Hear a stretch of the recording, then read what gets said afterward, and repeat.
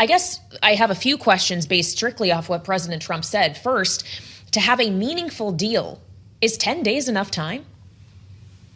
Well, I think it depends on how you define meaningful. If you look at the deal that the Trump administration fashioned around Gaza, that was a meaningful deal, but it was short on details. And so that could be what President Trump has in mind. If he's thinking of a meaningful deal like the deal that the Obama administration, the JCPOA, did with Iran many years ago, that was a document over 1,000 pages long, many months, years in the making. That kind of thing is not obviously possible. The Iranians are used to negotiating, haggling over every detail, and the pace and the pressure with which the Trump administration and the president in particular want to see actions and deals made. These two things are very much at odds with one another, and certainly a 10-day time frame could allow for a deal in principle, but certainly won't allow for a detailed scope. Meghan, it's good to see you, and I'm glad you're back with us on this day of days. I'm seeing 2003 mentioned in stories all over the terminal and all over the internet today. The biggest military buildup since the invasion that you helped to prepare, the invasion of Iraq in 2003. Have we ever seen this much hardware assembled in one place without it being used? Sure, and I should say that I was there. I went to Kuwait before the invasion of Kuwait, but at the time I was reasonably junior, but certainly I was there for it and part of it.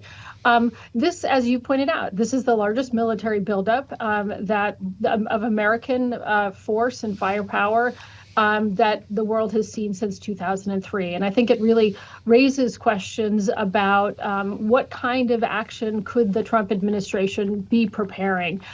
Certainly, this wouldn't be the first time that the Trump administration, or President Trump, I should say, would be using force in Iran. But the nature of this buildup and the lack of clarity around exactly what the objective would be in this particular use of force, I think is adding to some of the insecurity around the moment, is adding to the global jitters.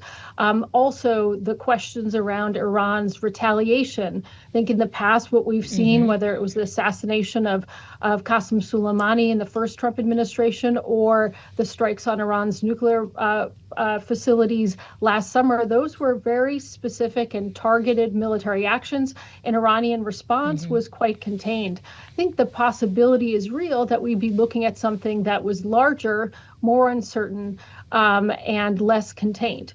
Of course, as President Trump made clear today, there's still the possibility of a deal on the table, and it could continue to be the case that this show of military force is to increase the pressure on the Iranians, because no doubt there's still a large gap between the U.S. and Iran on what each side would like to see in a deal.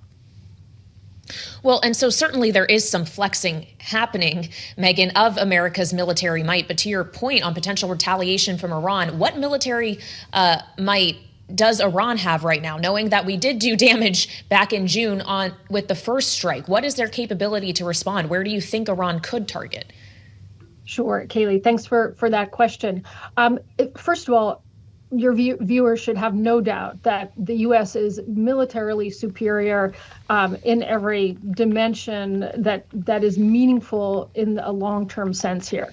Where Iran still does have capabilities, it still has missile capabilities. And that is one of the issues that the Trump administration would like to see, and the Israelis and others would like to see be part of a deal, which hasn't been the case in the past deal that has been solely related to nuclear issues. So it still has some missile capabilities, and that would likely be the focus of any initial American strike. What is causing concern is that Iran's remaining capabilities could still have an impact on America's Gulf friends and partners. So the region, I think, feels on edge and very vulnerable. There's also Iran, as your viewers will know, staged a military exercise in the Straits of Hormuz. That is, of course, also making people quite nervous, because that's, of course, where 20% of the world's daily oil consumption passes through that strait. Now, when we've seen the military action that I referred to earlier unfold in the Gulf over the last months and even years, but particularly in the last year, all that military operation didn't really raise the price of oil because it didn't disrupt supplies. Something that brought conflict into the Gulf and particularly into the Straits of Hormuz would certainly disrupt supplies. And the markets are telling us that they really do distinguish between military force and military force that disrupts oil supplies. Meghan, we talked about your experience in 2003. 4 years later, you are credited with being one of the original advocates of the surge strategy. And I'm wondering what your advice would be to the administration when it comes to the day after conversation. What are they mapping out for scenarios, and what should they be prepared for? Well, I think this gets to the point I made earlier about what is the objective that the Trump administration would be seeking. There's several objectives that they may embrace, and it's not entirely clear to someone who's not involved in the internal discussions. Certainly one objective could feasibly be regime change, and that makes it akin to the American action in 2003 that got rid of Saddam Hussein from Iraq.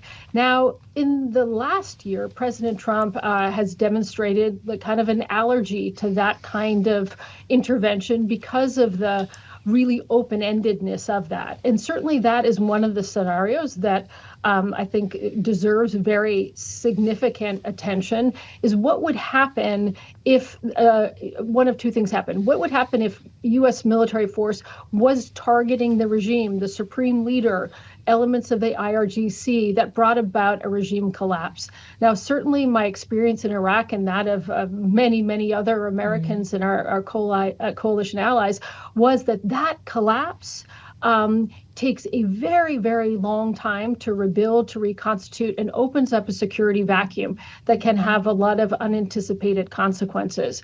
So I find it hard to manage that a collapse of the regime wouldn't require a much more robust American engagement in Iran for potentially a much longer period, something way beyond, I think, the American people are interested in right now.